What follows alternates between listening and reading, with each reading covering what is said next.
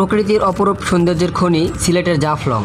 কিন্তু আপনি কি জানেন, এই পাথর আর নদীর ভিড়েই লুকিয়ে আছে এক রূপকথার রাজ্য, যেখানে পাহাড়ের খোঁজ কেটে নেমে এসেছে বরফ শীতল ঝর্ণার ধারা। হ্যাঁ, আজ আমরা দাঁড়িয়ে আছি জাফলংয়ের সেই বিখ্যাত মায়াবী ঝর্ণায়। সীমান্তের ওপার থেকে ধেয়ে আসা এই ঝর্ণার পানি যেন এক মুহূর্তেই আপনার সব ক্লান্তি দূর করে দেবে। সবুজ পাহাড়ের বুক চিরে নেমে আসা এই ধারা দেখতে প্রতিদিন এখানে ভিড় জমায় হাজারো মানুষ। দৃশ্যটি দেখুন, ঝর্ণার হিমশীতল পানির নিচে মানুষের কি দাঁত ভাঙা উচ্ছ্বাস।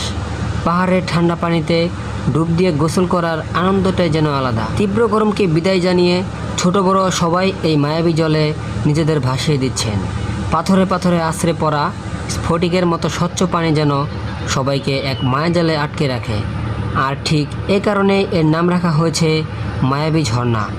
পাহাড়, পানি আর মানুষের এই মিলনমেলা দেখতে হলে আপনাকে অবশ্যই আসতে হবে জাফলংয়ের মায়াবী ঝর্ণায়।